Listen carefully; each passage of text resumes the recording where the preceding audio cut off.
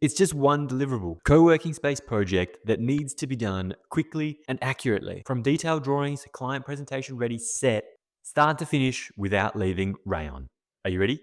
Let's go. To start off, we have our interior layout plan, and we're predominantly focusing on furniture and bathrooms in this scenario. So as you can see, we've styled it in a particular manner that showcases the project in itself, kind of coordinating and updating our drawings to blend with the corporate colors. Moving on, you're going to see we have even sink details, connection details from ceilings, cabinetry and architectural details, as well as interior renders of the space that we're looking to create, sections through the spaces, then an FF&E schedule, all of our chairs, our desks, our computers, sit stand, lighting, all the work. It's going to be a really modern space. After that, a little bit of a mood board material palette, really giving the client as well as the builder the overall understanding of what we're going for.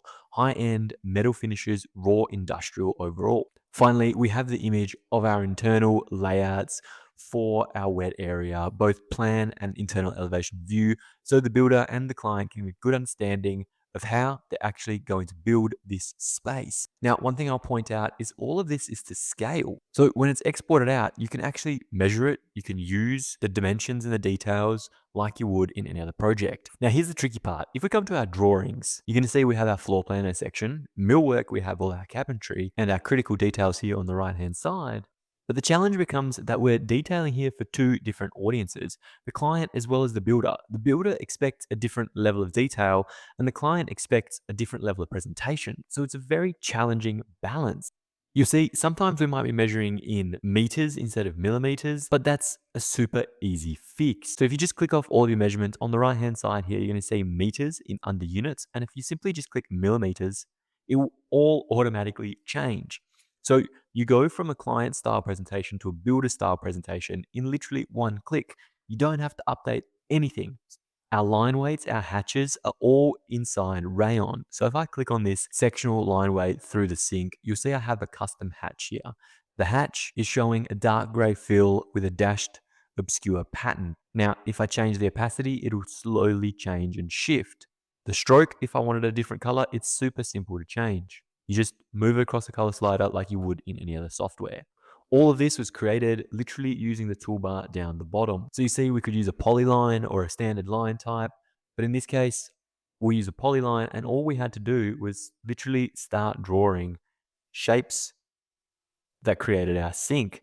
And if we wanted to duplicate and copy our fills and our hatches, we just click on the item we've created on the right hand side here. We pick our style and then we simply click, pick, and duplicate. All of a sudden, we have that information replicated in a matter of seconds. So that's exactly how this detail in front of us was created. As for the dimensioning, again, super simple. Down the bottom, dimension, click once, click again, drag out, and it creates an overall dimension. Now, the text size is obviously way too big. So again, pick a style, replicate that one above, and perfect. We have 180 millimeters overall for that section. So whilst all of this looks overly complicated and challenging, it is incredibly easy to do. Even elements like this structural information here, talking about our stainless steel ceiling plates, our stainless steel supported tubes, and our anchors being the M10 bolts themselves, is super easy to do. Most of these are just using leader text. So leader or DR on your keyboard, click once, drag out until you're happy, and then it starts creating text. If we want to type something like centerline, we go ahead, type it there. Once again, pick our styles, replicate, press escape a few times, and that annotation is added in a matter of seconds. None of this information is challenging or complex to do. Even the gradient fills is just simply a shadow style. And if we wanted to edit it, it's a gradient fill. We click once on gradient. We make sure that we have gradient linear activated instead of radial or angular. And then we just adjust their opacity as we need be. If for whatever reason you don't like what you've done, you simply go Command Z and it will undo that change, just like any other software. So it's very, very intuitive. And at the end of the day, we're never redrawing anything. We're just using the pick style tool here on the right-hand side to rebuild from what we've already used. That way, we're able to document something for a client as well as a builder in the same project, which is an extreme challenge. Now, a good majority of you might be thinking, well, how am I creating these beautiful renders in a 2D CAD software? Well, that's where the power of AI comes into the game. You see, if we scroll down to the bottom here, we have our millwork drawings. And for me personally, I prefer doing this in the actual modeling space. Next, we go into our AI down the bottom toolbar, and let's go edit/generate image. Next, we're going to take a screenshot, clicking once, clicking again. It'll take the screenshot of the space that we're looking to create. After that, we can put in a description. We can go ahead and type in our prompt. So for me, it's relatively simple. Photorealistic interior bathroom, stainless steel sink and fixtures, yellow walls and black color scheme, concrete floor, industrial feel overall, and we just simply press submit. After that, the AI will start in the background generating an image. It may not have gotten it right perfectly the first time, so then we're going to use our image generator once again. We're going to take a screenshot of this space. It's going to give us a little bit more information straight away from our screenshot. Inputting a prompt like create a photorealistic image of this space looking from the side, hitting go, and you see we're getting closer to our final desired outcome. And even if we came back to our drawings, for example, came to our bathroom space itself, went to AI, went axonometry, clicked once, clicked again, asked for stainless steel industrial feel, bright yellow walls, photorealistic, pressed go, it would give us a little axonometric image that we could further manipulate and play with. Now, obviously, there's some things that need correcting and adjusting, so we just run that prompt again to make sure it actually gave us the toilets on the right wall. So running the same prompt again, just repositioning our overall screenshot to make sure it gets a bit more information. And there we go. We're getting a little bit closer to our final end product. At the end of the day, it isn't always about the prompt you put in. It's about the actual information you give the AI model to be able to actually generate some information. This is really critical very early on in the project. It gives you a sense of the overall feel of the space without having to render or move into a third-party software. These AI features, whilst like all AI features, need a little bit more time to improve, they are significantly valuable in anybody's workflow, especially very early on. But once you've managed to work your way through the documentation and the presentation sets, you're going to be able to work inside the presentation paper space. And if you're thinking, how do I get any of this information in? Well, it's actually really easy.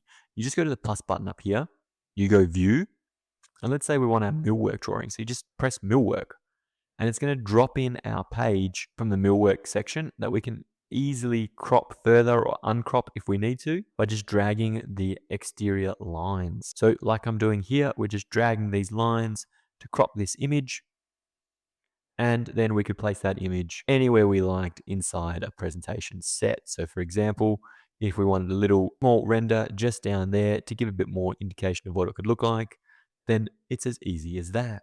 And if you make a change, let's go back to those millwork drawings. Let's say for whatever reason, it's upside down. We'll just make a super easy change. You go back into presentation, automatically updated for you. Command Z or Control Z, depending on what system you're on, undoes it, back into our presentation set, and it's updated live again for you. Now, here's one of the best parts that is really not talked about. When you have to send a presentation set to a client, you usually have to export it as a PDF and send it to them via email, hoping that they're keeping track of what the right one is. You can definitely do that. You come up to the top, couple dots, export, PDF, all pages, and you do it the traditional way. Alternatively, you can come up to the top here and press share. Then move into the presentation tab and allow the presentation to be published. Simply then just copy the link and send it to the client, and they will see this. A beautiful presentation package on their browser that they can click through that looks incredibly professional and is always live. So they don't have to be looking at version 12 final, version 24, final, best of the best. They're always going to have the perfect document ready by the same link. And at the end of the day, that's really the true win here. We'd have plenty of templates, we have plenty of options on Rayon, and there's so much you can do from a drawing perspective. But the best thing is everything is in one program, everything's in one space. So even this FF&E schedule is literally just dragged and dropped images with the AI tools removing the background. It allows you to stay focused on your documentation, stay focused on the software you're using, and not have to flip and flop between different shortcuts, between different programs.